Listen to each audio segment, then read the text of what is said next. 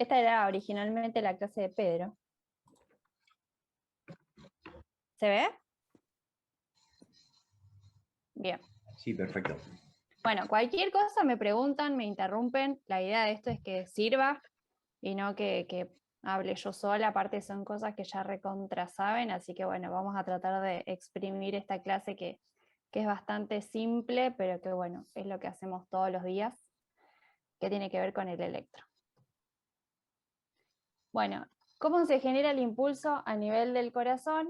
Comienza a nivel de lo que es el nodo sinoauricular y a través de los tractos internodales, que son 3, de la aurícula derecha al septum, uno que está, digamos, más ligado al septum, y el de la aurícula izquierda, que convergen a nivel del nodo auriculoventricular y que luego, a través de las de His, llegan a lo que son los últimos haces que tienen que ver con los haces a nivel del ventrículo. Cada uno de estos tienen distintos voltajes con los cuales se van a activar y a generar cada uno su impulso, y cada uno de por sí manejan distintos voltajes. Tanto el nódulo sinoauricular como el nodo auriculoventricular inician en menos 60, y lo que es His, Purkinje y miocardio menos 85, y cada uno tiene su propia onda en relación al tipo de actividad que tiene cada uno. Sabemos que las células cardíacas tienen una capacidad característica que tiene que ver con el automatismo, que cada una puede iniciar su propia despolarización independientemente del comienzo a nivel del nodo sinoauricular. Si bien acá es donde comienza, todas ellas tienen la capacidad de ejercer su actividad aunque no hayan sido estimuladas. Y bueno, esto ocurre por supuesto en unas cuantas patologías que solemos ver, pero tienen esa particularidad. Con respecto a lo que es la actividad en relación a los voltajes, como dijimos, a nivel del nodo sinoauricular comienza en menos 60, y en relación a los movimientos iónicos que surgen alrededor del ciclo cardíaco, tenemos lo que es la salida o la entrada de los distintos iones que van generando las distintas actividades para lograr lo que es el impulso. Esto después lo han visto también en otras clases y se va a ampliar también en el resto de las actividades. Lo que es bien básico en relación a la colocación de los electrodos, que es lo que ya sabemos, tenemos por un lado las derivaciones frontales, que tiene que ver con ABR, ABL y ABF, que van a componer lo que es de 1, de 2 y de 3. Esto compone en su totalidad lo que es el triángulo de Einthoven, con un centro que a su vez va a componer lo que son el resto de las derivaciones. Entonces acá tenemos lo que es la división entre las derivaciones bipolares y las derivaciones unipolares. Bipolares decimos porque lo que hacen es registrar la actividad entre un punto y el otro. Entonces lo que es de uno va a registrar esta diferencia de actividad eléctrica entre lo que es el brazo derecho y el izquierdo, en este caso en D2 lo que es entre el brazo derecho y el pie izquierdo, y D3 entre brazo y pie izquierdo. En cambio, en las unipolares, lo que va a tomar como punto inicial, por decirlo de alguna manera, es lo que vendría a ser el centro del triángulo de Einthoven hacia un miembro.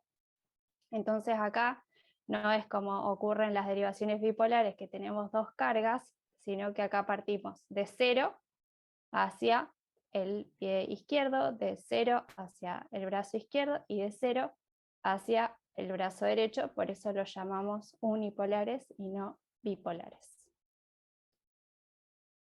Con respecto a la colocación de los electrodos, que es algo recontra importante y que parece una pavada, siempre tenemos que tratar de respetar la ubicación de cada uno de los chupetes. Si nosotros no respetamos esto, pasa lo que nos pasa muchas veces cuando abrimos un electro, que nos encontramos derivaciones que no tienen su morfología normal porque justamente no están ubicados en donde corresponde. Entonces, quizá no tocar cada uno de los espacios intercostales, pero sí por lo menos iniciar con B1 y B2 en el cuarto espacio intercostal parasternal, y a raíz de ahí colocar el resto en el nivel del quinto espacio intercostal, medio clavicular hacia lo que es la axila. La verdad que en el consultorio es difícil, las mujeres con el corpiño, los tiempos que se manejan y demás, pero es algo tan simple que cambia realmente la totalidad del estudio y que necesitamos sí o sí lograr. A su vez, también mapear, porque sabemos que cada vez que hacemos el electro, así lo haga un operador diferente, probablemente tengamos diferencias y eso nos va a ayudar en el diagnóstico del paciente, sobre todo cuando hablamos de un dolor precordial. Acá lo vemos hacia el costado, vemos hasta dónde tiene que llegar el V6, que por ahí lo ponemos acá. Bueno, el V6 tiene que llegar hacia la línea axilar media. El 5 tiene que estar en la línea axilar anterior y 4 en la línea media clavicular y mamilar. Hasta yo a veces no lo hago como corresponde, pero bueno, es importante que lo podamos respetar.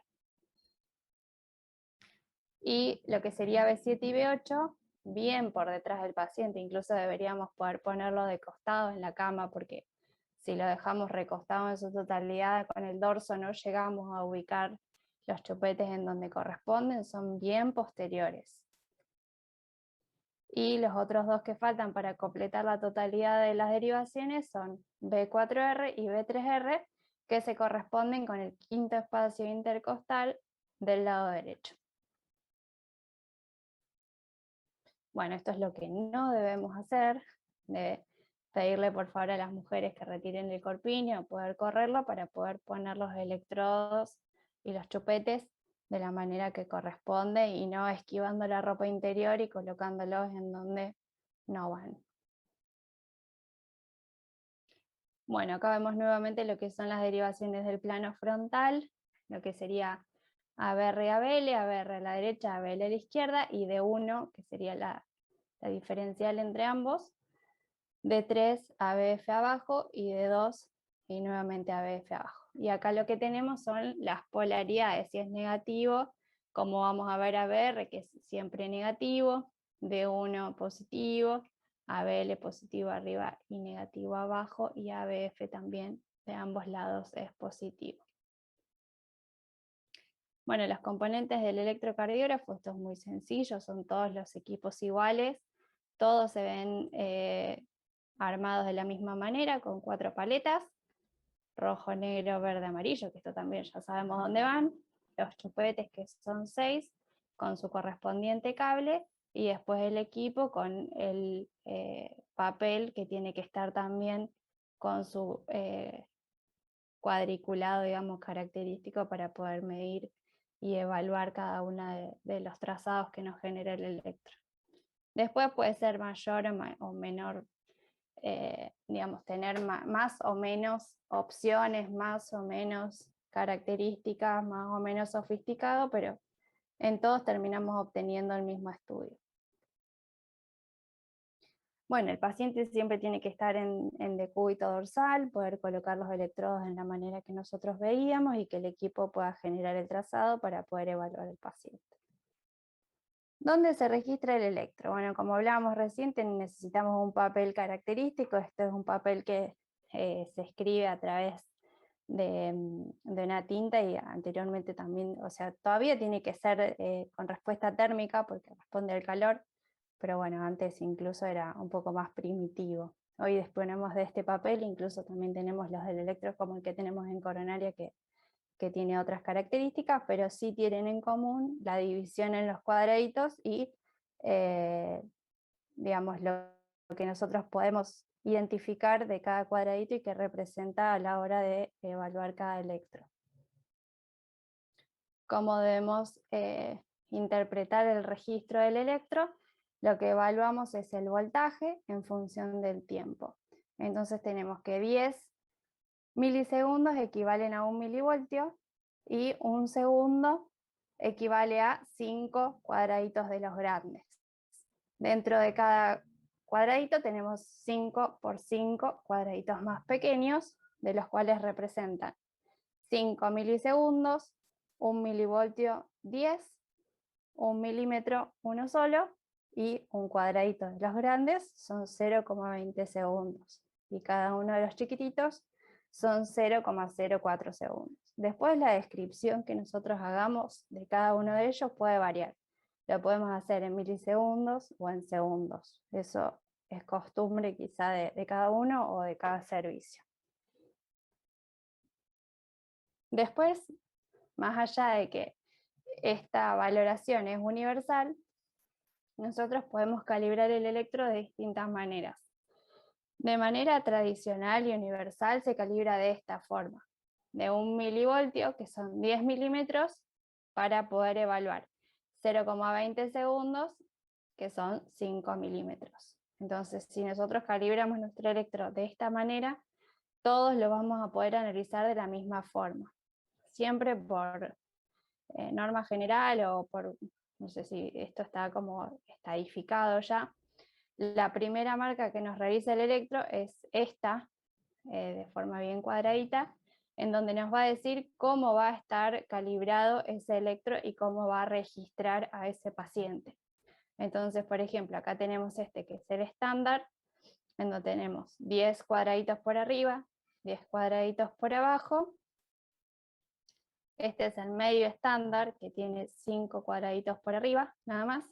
Y este es el doble estándar cuando le aumentamos el voltaje. Entonces esto nos puede servir para poder identificar quizás algo en particular que nosotros queramos evaluar en ese paciente. Por ejemplo, si los voltajes son muy pequeños o tiene complejos de bajo voltaje, lo podemos aumentar para poder visualizar mejor el registro de ese paciente. En cambio, si está muy rápido, tal vez podamos posicionarlo de esta manera, y entonces lo utilizamos específicamente para poder identificar quizás algo de ese electro que no estamos pudiendo visualizar de manera estándar, sino siempre vamos a preferir armarlo de esta manera, que son 10 milímetros y 5 milímetros, que son 0,20 segundos, de manera estándar.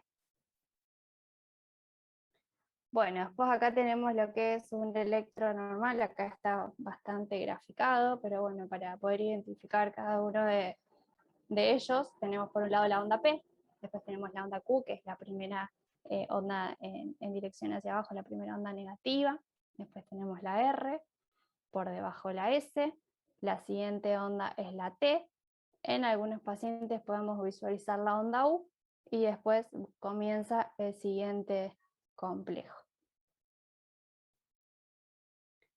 Acá lo que tenemos, además de las ondas que veíamos recién, son los intervalos. Entonces lo que nosotros vamos a informar es el intervalo PR, el intervalo QRS. Entonces tenemos que el PR comienza desde el inicio de la onda P hasta el inicio de la onda Q. El QRS es desde el inicio de la onda Q hasta el final de la onda S, justo en el punto J, que es al que le vamos a prestar atención cuando estamos evaluando un supra. Después tenemos lo que es el ST, que acá lo podemos identificar si está rectificado, si está infranivelado, si está supranivelado. Y por otro lado tenemos lo que es únicamente la onda T, que junto con desde la Q hacia la T, armamos el intervalo QT. Y por último la onda U, que no siempre se ve, pero que suele estar. Bueno, puntualmente cada una de las características vamos a iniciar con la onda P. La onda P lo que representa a nivel del QRS del electro es la activación auricular. Como características, la onda P dura entre 0,08 a 0,1 segundos, con una amplitud que tiene que ser menor a 0,25 milivoltios, y se caracteriza por ser positiva en D1, en D2 y en ABF, es negativa siempre en ABR, y es más o menos entonces difásica en B1, quiere decir que tiene una porción positiva y una porción negativa. Y con esto decimos que la onda P, si cumple con todas estas características, es una onda P sinusal. De lo contrario, podemos estar ante la presencia de un aleteo, de una fibrilación auricular, de un ritmo de la unión, pero no vamos a decir que es un ritmo sinusal. Las ondas P anormales son aquellas que son negativas en D1, que dijimos que siempre tiene que ser positiva. Puede ser Una PEN doble lomo quiere decir que hay una activación auricular más prolongada, entonces dura más de 110 milisegundos, tiene esta morfología como si fuera en dos montanitas. Después tenemos aquella que es muy alta, que tiene ya más de menos 25 milivoltios, bien picuda, y aquella que es isodifásica, pero que tiene una porción, digamos, descendente de 40 milisegundos y mayor a 0,1 milivoltios. En relación al segmento PR, que dijimos que era desde el inicio de la onda P hasta el inicio de la onda Q, que es lo que informamos en el electrocardiograma, mide de 0,12 a 0,20 segundos, y acá tenemos como representación a lo que es el retardo en la conducción AB, a nivel AB. Dijimos que las aurículas se activaba primero una y después la otra, y este retardo entre una y otra forma lo que es intervalo PR, que si es mayor a 0,20, hablamos de que hay algún bloqueo de primer grado, que directamente el paciente puede estar bloqueado. Dentro de lo que es el complejo QRS, el complejo QRS de por sí mide entre 0,6 a 0,10 segundos. Puede tener distintas morfologías, como podemos ver acá en los distintos esquemas. Tenemos un QRS donde tenemos una onda Q más pequeña con una RS más pronunciada. Puede ser un QR con una Q pequeña y una R también más grande. Puede ser solo R y que la Q directamente no se visualice. Puede ser con una RS, que este patrón es muy frecuente de ver en cara inferior, donde tenemos tanto la R como la S bien pronunciadas. Podemos ver solamente QS en el caso de pacientes isquémicos. Podemos ver el patrón RSR, como vemos en los bloqueos de rama derecha a nivel de las precordiales derechas. Acá también tenemos otro RSR con otra S más pequeña posterior, una R mellada también que lo vemos en los bloqueos de rama, un RS mellado, que este todavía es más raro, pero se puede llegar a ver en algún otro paciente, y otro QS mellado que también se parece a este, pero acá quizás está un poco más enlentecido, como puede ser en algún bloqueo de rama también. Así que la presentación del QRS es totalmente variable y no siempre vamos a ver el dibujo clásico o típico que vemos en este electro, que es bien clásico y bien normal. Bueno, acá tenemos también en relación a lo que es el QRS, cómo lo vamos a ver en distintas derivaciones. Por ejemplo, acá a nivel de B1 y B2 tenemos lo que es un RS más pronunciado, ¿sí? ¿Por qué? Porque son las primeras derivaciones, digamos, las que son más cerca del lado derecho, y a medida que se van alejando vemos cómo se va pronunciando la R. Por eso nosotros describimos muchas veces que no hay progresión de R en las precordiales, o que hay escasa progresión de R en precordiales, que eso no es lo más habitual, sino que lo más común es que a medida que vayan progresando las derivaciones y se vayan acercando hacia lo que es el lado izquierdo, hacia B5 y B6, vayamos teniendo un aumento mayor del voltaje de R en relación a las derivaciones derechas. Bueno, esto es lo que veíamos recién en el gráfico. Lo más común es que iniciemos con una R bien pequeña a nivel de B1 y B2 y que vayan progresando a nivel de B5 y B6 una vez que se van acercando hacia el lado izquierdo. Obviamente dentro de los parámetros normales. Si llegamos a tener después una onda S muy pronunciada en B2 y B3 y una R muy pronunciada a nivel de B5 y B6, ya ahí estaríamos hablando de un paciente con hipertrofia. Entonces tiene que ser siempre dentro de lo que es un parámetro normal. Bueno, acá nuevamente vemos lo que es un parámetro normal, donde tenemos un electro común con una R considerable, y acá tenemos algunas alteraciones, sobre todo a nivel de la onda T. Acá tenemos una onda T muy picuda, que dijimos que no es también dentro de lo normal. Acá tenemos una onda T negativa, y acá tenemos una onda T bien negativa y asimétrica, que claramente no son T normales. La onda T tiene que ser positiva, tiene que estar dentro de un QT conservado, y sobre todo las deflexiones, que generalmente son las que nos llaman la atención cuando sospechamos en un paciente con isquemia, probablemente una isquemia que no sea reciente, sino que tenga cierta evolución, o si viene acompañado de un segmento ST alterado, bueno, justamente ese paciente, sobre todo si viene con un cuadro de dolor precordial, es al que le vamos a prestar atención, al que le vamos a pedir las enzimas, al que probablemente le pidamos que nos traiga algún otro electro, para ver si esto es algo nuevo, algo viejo, si es su electro habitual, o qué es lo que pasó, porque esto que estamos observando en estas ondas T acá abajo no corresponden a electros normales. Puede ser que sea la alteración del paciente, esta, por ejemplo, que tenga una alteración de la repolarización en un paciente joven, en un paciente deportista, o que tenga una onda T negativa simétrica y que sea el patrón de electros del paciente, pero bueno, siempre antes lo vamos a estudiar un poco.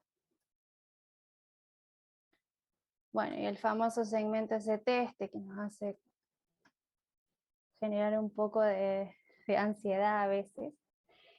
El segmento ST, como dijimos, vamos a prestar la atención a lo que es el punto J, que es el que está acá, donde finaliza lo que es el QRS y comienza propiamente lo que es la onda T.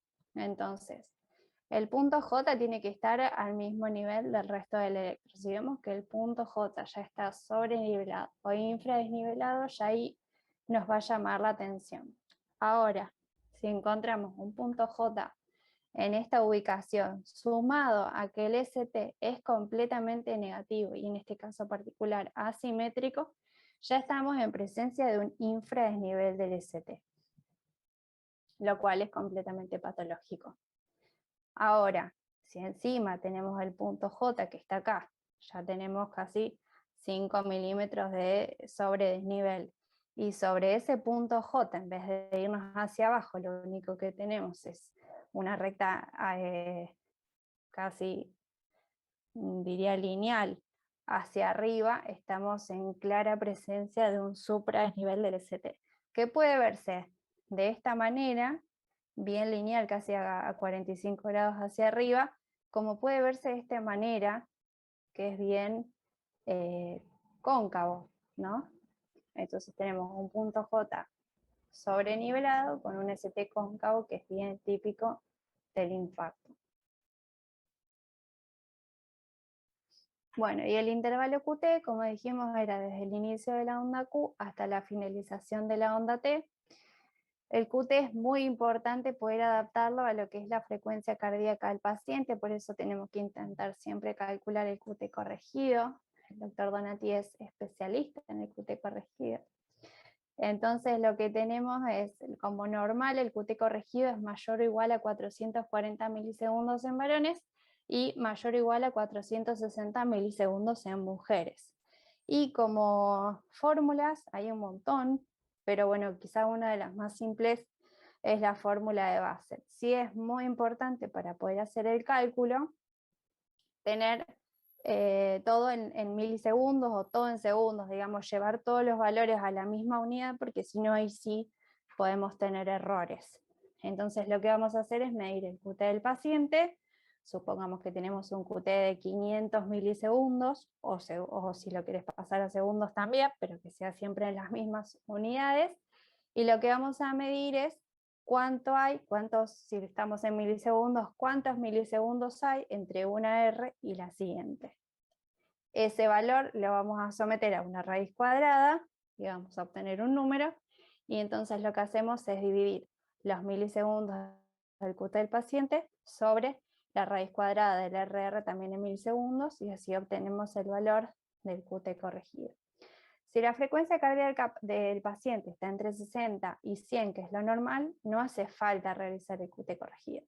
Pero si tenemos que una frecuencia es menor a 60, como puede ser 50, 55, 58 también, o mayor a 100, ahí sí lo tenemos que calcular, porque es lo que nos va a dar variabilidad en la medida. El QT prolongado lo podemos tener en alteraciones del ionograma, y el QT corto ya generalmente suele ser un patrón genético del paciente, bueno, al que también hay que prestarle mucha atención porque tanto uno como otro son generadores de arritmias. Bueno, y la onda U, que ya la nombramos bastante en esta clase, representa la repolarización de los músculos papilares, que en realidad es una teoría, no quiere decir que esto esté confirmado, o que podría ser también generado por las fibras de Purkinje. La verdad es que no se ve muy frecuentemente. Puede observarse quizá con mayor facilidad en pacientes jóvenes que están con una frecuencia entre 60 y 70 latidos por minuto, deportistas, pero bueno, no es lo más habitual de ver y tampoco genera demasiadas alteraciones, así que si está se describe y si no está no pasa absolutamente nada. Bueno, dentro de lo que es el electro, ¿cómo sabemos si ese electro es normal?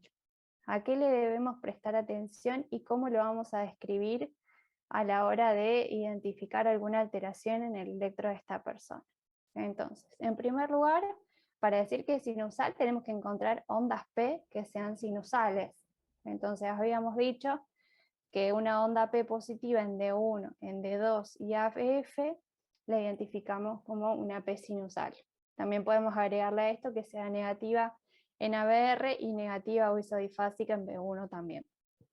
Si tenemos todas ondas P con estas características, ya tenemos un punto a favor para que el ritmo sea sinusal. Ahora, después le vamos a prestar atención al intervalo PR, no solamente a la onda P, sino al intervalo. Entonces, para que el ritmo sea sinusal y normal, tenemos que tener un intervalo PR que esté entre 0,12 o 0,20 y 0,20 segundos o 120 o 200 milisegundos, como les guste más. Entonces, vamos a ver primero la morfología de la onda P y luego la duración del PR. Por otro lado, tenemos que ver que toda onda P sea seguida de un QRS. Si no tenemos esto, no tenemos ritmo sinusal. Y que la frecuencia cardíaca esté entre 60 y 100 latidos por minuto. Si cumplimos estos 4 ítems, confirmamos que el paciente está con un ritmo sinusal. Ahora, si no se cumple alguno de ellos, hay que describir qué es lo que está pasando y probablemente tenga alguna alteración. Para que el ritmo sea sinusal, como dijimos, tiene que partir del nodo sinoauricular, llegar al nodo AB y luego dividirse entre los distintos ramos del His-Purkinje. ¿Cómo determinamos la frecuencia cardíaca? Dijimos que para que sea sinusal tiene que estar entre 60 y 100 latidos por minuto. Entonces, si sabemos que 60 segundos corresponden a 1500 cuadraditos de 0,04 segundos, tenemos que 1500 dividido el número de cuadraditos chicos. Ahí podemos identificar el valor de la frecuencia cardíaca. Y si no, lo otro que se puede hacer es agarrar 300 y dividirlo en número de cuadrados grandes, teniendo en cuenta que 60 segundos corresponden a 300 cuadrados de 0,20 segundos. Esto es como bastante matemático. La forma más fácil, quizá la que uso yo y creo que usamos la mayoría, es partiendo de una onda R y a partir de la misma lo que hacemos es medir hacia el siguiente cuadrado grande 300, 150, 100. Por lo tanto, interpretamos que entre esta R y esta llegamos al número 100, por lo cual está a 100 latidos por minuto. Si tuviéramos que seguir contando porque esta R no existe y la frecuencia cardíaca es menor, seguimos 75, 60, 50 y así sucesivamente.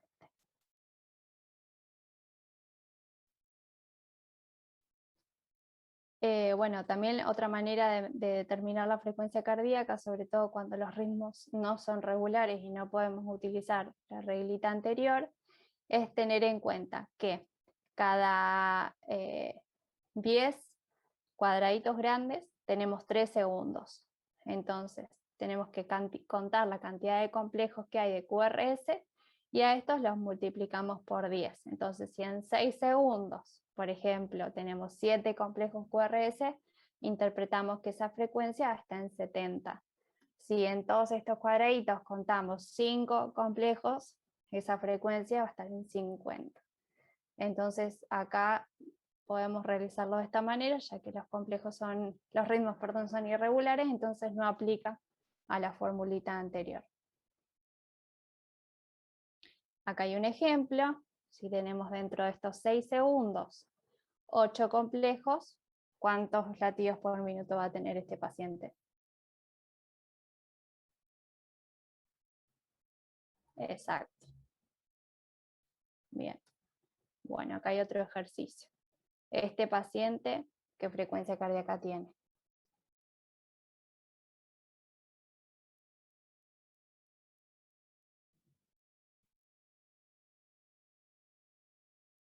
Más o menos 60. Bastante fiero el electro igual. No me gustaría que me llegue a mí este paciente.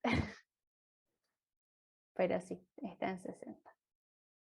No sabemos la derivación, nada, pero bueno. No regala demasiado. Bien, 60, 63 latidos por minuto. Y acá tenemos de las dos maneras. Cómo lo podríamos contar de manera matemática y cómo lo podríamos contar con la formulita. Y acá este otro.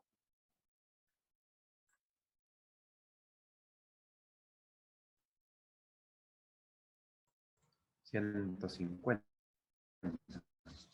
¿Es regular o es irregular?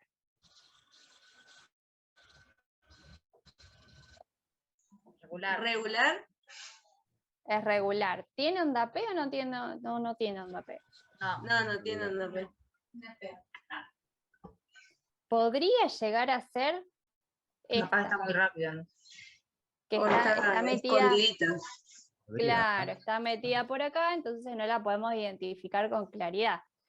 Yo me atrevería a decir que es una TPS y que esta es la P.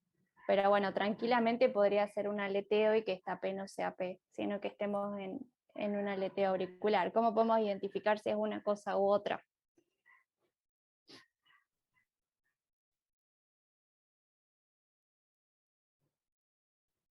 Muy bien. Un masajito de cera, vemos si abre o no abre. Genial. Y plan C. Adenosina. Adenosina y vemos qué pasa. Puede que haga una pausa sinusal y después vuelva a arrancar con este electro, o puede que revierta ritmo sinusal y confirmemos que es una TPS. Bien. Bueno, ¿y qué frecuencia dijimos entonces que tenía? 150. Está en 150, perfecto. Bueno, obviamente hay que ver si está descompensado o no el paciente, ¿no? Pero bueno, estaría bueno poder hacer el diagnóstico. Bien.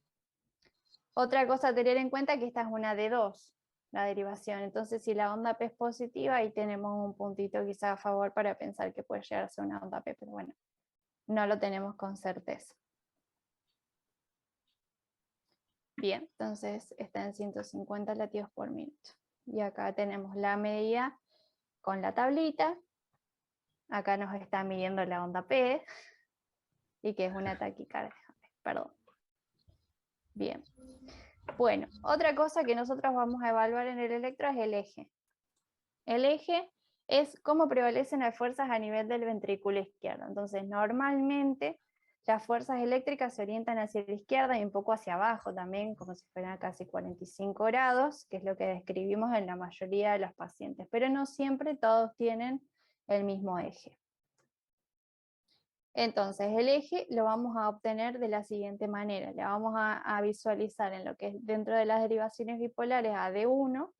Entonces vamos a ver cómo es esa derivación, que generalmente tiende a ser positiva.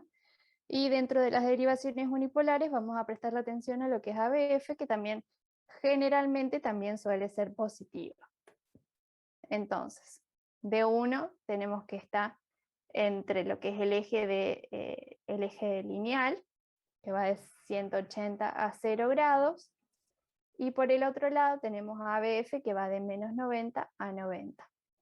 Entonces, si nosotros tuviéramos que trazar lo que es D1 y ABF dentro de un paciente con características habituales, generalmente estaría por acá, ¿no?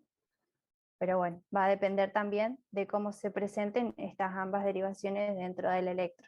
Entonces, lo habitual es que el eje de este paciente, por ejemplo, que tiene esta inclinación, que prevalecen estas fuerzas hacia abajo y a la izquierda, se ubique en lo que es esta parte de lo que es la graduación, entre 0 y más 90. Entonces, tenemos que lo normal esté habitualmente acá, 45 grados, entre 0 y 90, teniendo en cuenta que D1 es positivo y que ABF también es positivo. Entonces acá lo que vamos a hacer es contar la cantidad de cuadraditos. Si tenemos una R en D1 que mide, por ejemplo, 1, 2, 3, 4, 5 cuadraditos, lo marcamos hasta acá. Y si tenemos en ABF que esa R en ABF también mide 1, 2, 3, 4, 5 cuadraditos, unimos ambas rectas y decimos que este eje es completamente normal a 45 grados. Acá tenemos una R y acá tenemos la otra. Esto sería lo habitual, lo normal, lo deseable en un paciente. Pero podemos tener algunas variaciones. Puede ser que la R en D1 sea más pronunciada, que en ABF sea casi nulo.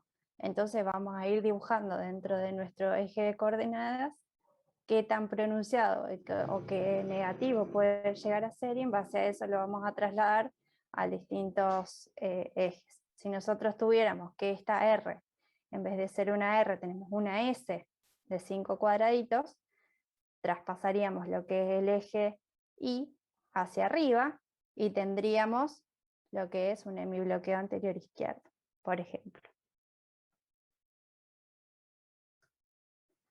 Bueno, entonces acá dentro de lo que es el electrocardiograma están todos los puntos que nosotros fuimos hablando y todo lo que nosotros vamos a describir en ese electro. Entonces vamos a describir el ritmo, si es sinusal o no, vamos a describir la frecuencia cardíaca, a cuántos latidos por minuto está, vamos a describir el eje eléctrico, que es lo que vimos recién, el intervalo PR, si está conservado, si está prolongado, los complejos QRS, sobre todo la duración, y el QT, que si lo podemos corregir por frecuencia cardíaca, mejor.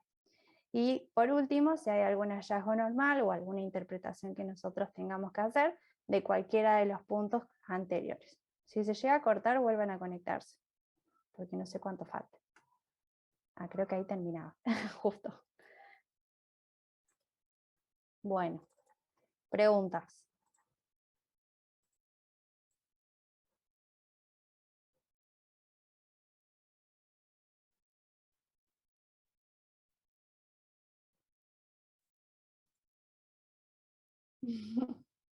Es lo que ven todos los días.